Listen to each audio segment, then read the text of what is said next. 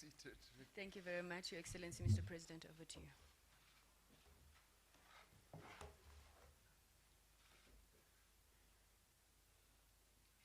Oh, okay. Should I just go ahead? I thought I'd hand it over to Your Excellency. Okay.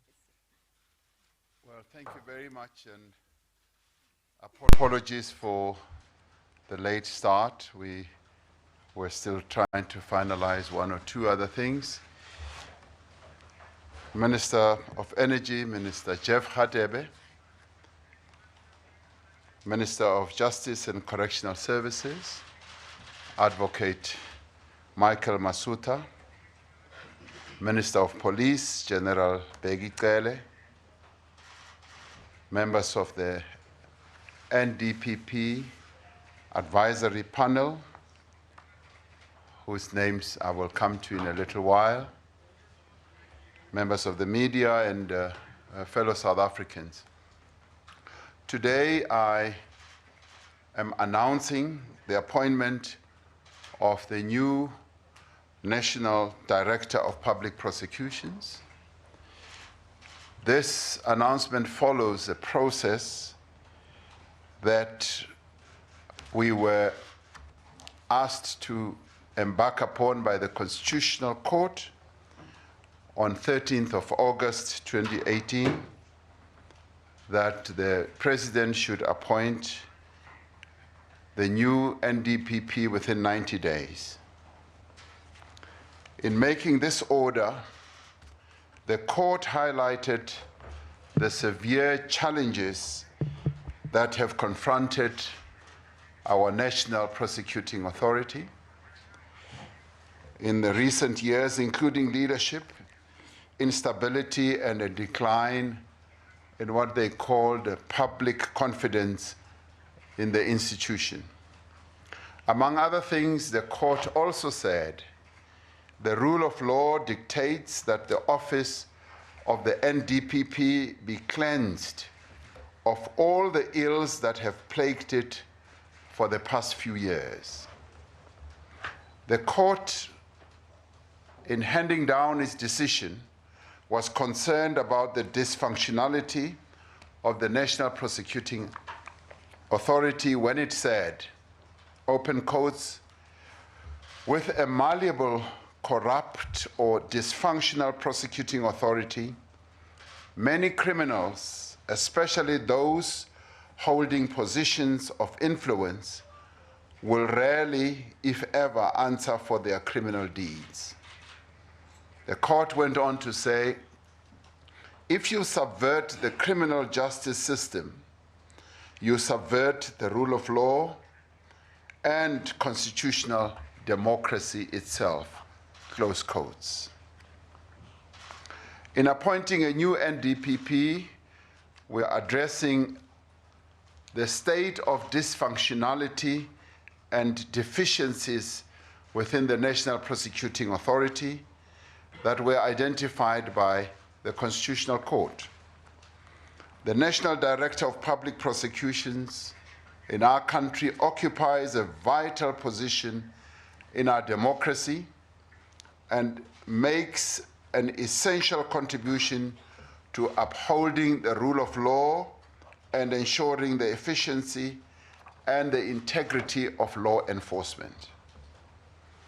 At this moment in our history, as we address matters that South Africans are most concerned about, such as state capture, corruption, and widespread criminality, our country needs a national prosecuting authority that is above reproach in the performance of its mandate and enjoys the confidence of the people of South Africa. The NDPP must ensure that the National Prosecuting Authority exercises its functions without fear, favor, or prejudice, and should not be beholden to any vested interests, be they in politics or in business or anywhere else. The NDPP needs to be able to take decisions independently as well as impartially. In appointing the new NDPP, I decided to depart from previous practice. While recognizing that the Constitution requires that the NDPP is appointed by the President as head of the National Executive, I sought the assistance of a panel of individuals from the legal fraternity, as well as one person from the Auditor General, or the Auditor General himself, the Chapter 9 institutions, as well as the Human Rights Commission, in recommending a suitable candidate. The members of the panel were Minister of Energy, Minister Jeff Radebe, who acted as chairperson of this panel, and Auditor General Kimi Makwetu, the South African Human Rights Commission chairperson, Mr. Bongani Majola, who is here with us, Advocate Jab Silier from the General Council of the Bar of South Africa, who is also here, Richard Scott from the Law Society, who is also here, Rudendo Sigogo from the Black Lawyers Association, Lawrence Manyi from the Advocates for Transformation, and Mvuso Nokesi from the National Association of Democratic Lawyers. They constituted an outstanding panel that was able to interview all the 11 candidates who had presented themselves. Following a process of nominations, shortlisting, and interviews that were open to the media, the advisory panel proposed 5 candidates for the NDPP. Initially, because we were traversing uncharted territory and ground, we thought we would just have closed interviews, but in the end, one of the non-governmental organizations in our country decided that it should be open to the media, and they took us to court. After they won, we decided that we were not going to appeal this decision and felt that it was correct to open the interviews to the media so that the people of South Africa could have a measure of openness and transparency and see the candidates that were being interviewed. And I believe that that has served us well and has enriched our democracy, and it is a process that we will reflect on as we move forward. After consideration of their recommendations, I have decided in terms of Section 179 of the Constitution to appoint Advocate Shamila Batohi as the new National Director of Prosecutions. I'm confident that Advocate Batohi possesses all the attributes of a capable NDPP. Throughout her extensive and distinguished career and in the course of the selection process, she has shown herself to be a fit and proper person. She started her public service as a junior prosecutor in the Chatsworth Magistrates Court in 1986 and steadily rose through the ranks to become the Director of Public Prosecutions in KwaZulu-Natal. She was seconded to the Investigation Task Unit established by President Nelson Mandela in 1995 and later served as the first regional head of the Director of Special Prosecutions based in KwaZulu-Natal. For much of the last decade, Advocate Batohi has served as a senior legal advisor to the prosecutor of the International Criminal Court. As the NP Act requires, she has the experience, the consciousness, and the integrity to be entrusted with the responsibility of being the next National Director of Public Prosecutions. Despite the many challenges the NPA has faced in the past, we know that there are women and men of great ability, as well as experience and commitment within the National Prosecuting Authority, who are dedicated to doing their job and doing it well as well. It is our collective responsibility to ensure that the conditions exist for the members of the National Prosecuting Authority to effectively serve the cause of justice and to meet the great expectations that the people of our country have of them. As this administration, we stand ready at all times to provide whatever assistance necessary to the National Prosecuting Authority to ensure that it is able to fulfill its constitutional mandate without let or hindrance, fear, or favor. In conclusion, I'd like to thank the members of the advisory panel for the diligence and care with which they undertook their task, and to thank Minister Radebe for chairing the panel. The members of the panel executed themselves extremely well, and I thank them for having devoted time and effort to ensure that we arrive at a candidate that can be appointed, that I have now appointed as the National Director of Public Prosecutions. I also wish to thank all the candidates who made themselves available for appointment in this important position. For my part, as President of the Republic, I wish Advocate Batohi and the entire leadership and staff of the National Prosecuting Authority well in the work that lies ahead. Advocate Batohi will commence her duties in February of 2019 after serving her notice as senior advisor at the International Court of Criminal. It is now my pleasure to ask and call on Advocate Batohi to come forward and make a few remarks. Thank you. Thank you, Mr. President. Thank you very much. Good afternoon, everyone. Thank you, Mr. President, for your confidence in me, and thank you to the panel for the recommendation.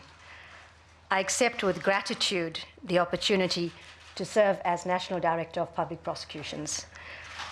My only obligation is to serve the country with humility and with dedication to the best of my ability.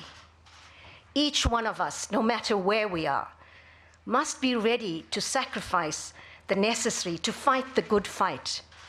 Our country needs us. Let us not forget that this is also a historic moment for women.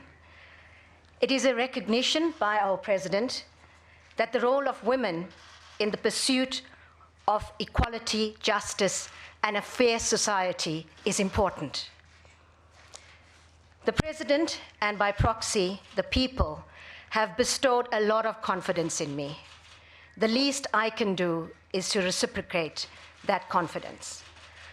I have always derived inspiration from one great maxim, and I want to share this with you. To strive, to struggle, not to succeed. Hear me on this.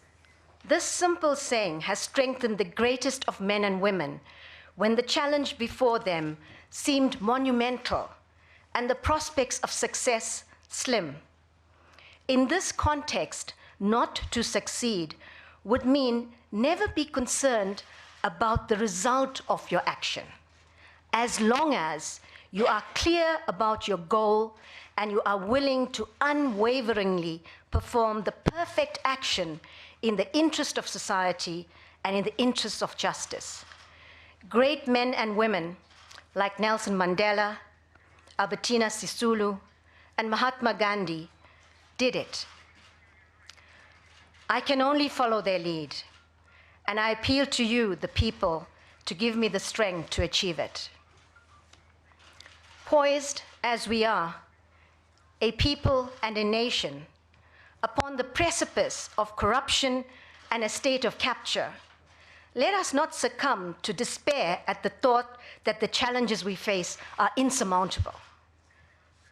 Each moment in time carries with it the full weight of the past and also the lightness of hope for the future. We must recognize that challenges have always existed and they will continue to exist. It is in the meeting of those challenges that we fashion ourselves as a nation. The diamond is made beautiful and lustrous by constant buffeting and polishing.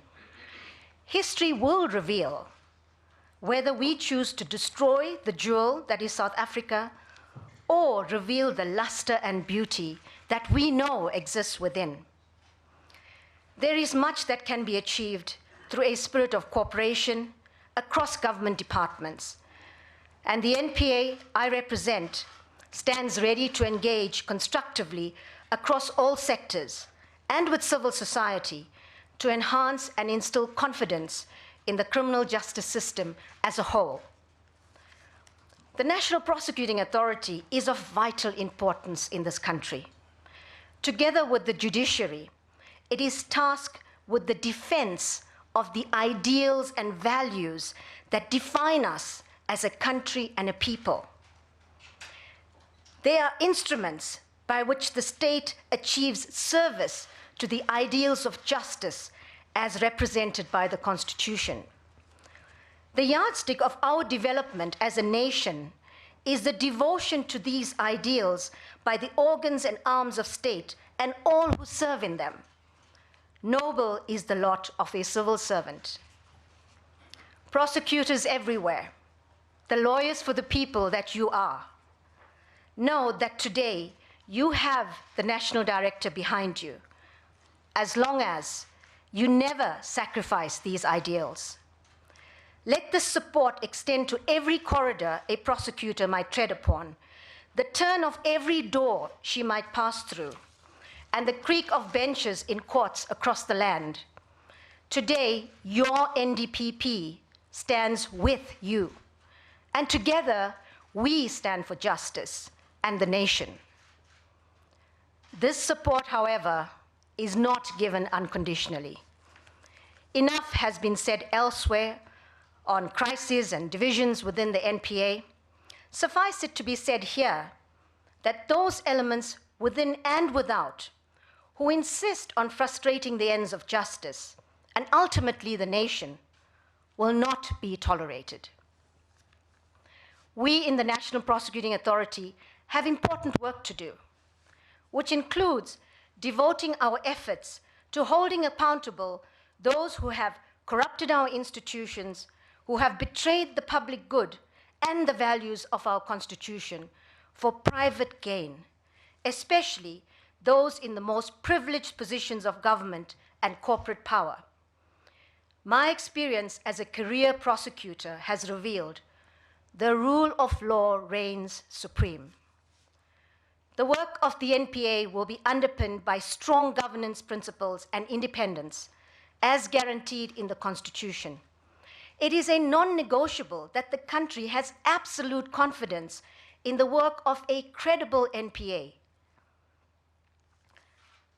I want to conclude by saying thank you once again for this confidence in me. The NPA will serve the Constitution and the people of South Africa. I know it won't be easy, but with your support, I know we will all succeed. There is a lot of work to be done. Thank you. Wonderful. Really wonderful. By the flag. Okay, a picture by the flag. Your flag? Yes, My our flag. Gentlemen, would be nice to help me. Okay, watch it. I can help you. Okay, that's okay. That's okay. These are Kruger mines. Ministers, can we do one of the Minister, please can we have one picture with you as well?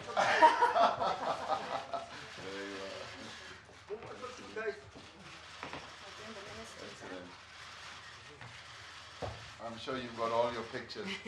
Well, congratulations. I wanted the ministers to come up. Thank you, Minister. So, I'm sure President Cyril Ramaphosa has appointed Advocate Shamila Batohi as the new National Director of Public Prosecutions. She's just accepted with gratitude, those are her words, saying that she is ready to take the baton and that a lot of work has to be done in restoring the confidence in the NPA. She has said that she will not tolerate people in the system who try to defeat the ends of justice. Basically, she is saying that this is a great feat for women because this is the first time now that a woman has been appointed as NDPP. So now for more on this story, we cross to political sciences Professor Dirk Coetzee. He's from the University of South Africa.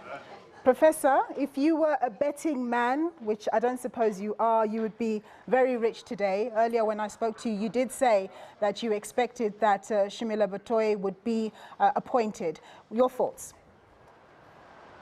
Well, yes, I think many people predicted it. It was not only me. I think the fact that, and many of the points were raised by President Ramaphosa about what counted in her favor, the fact that she has a long history on the prosecuting side, as well as her international experience. And as I was now watching this, I thought about now also the fact that the last number of years now she's involved with the International Criminal Court, which means that during the most turbulent time of the NPA, she was actually not involved in the factions that developed within government and some other institutions of the state also. So to some extent, she actually missed the turbulence that developed in the NPA. And I think, personally, that is one of the elements that will count in favor of her. But the fact that she has quite a lot of experience as the provincial director in KwaZulu-Natal, the other work that she did for other investigations like the King Commission in the 2000, all of that certainly is very much counting in her favor. What did you think of her speech? I think it was a very direct address to the expectations. President Ramaphosa already mentioned the court judgment and the problems that were identified by the court.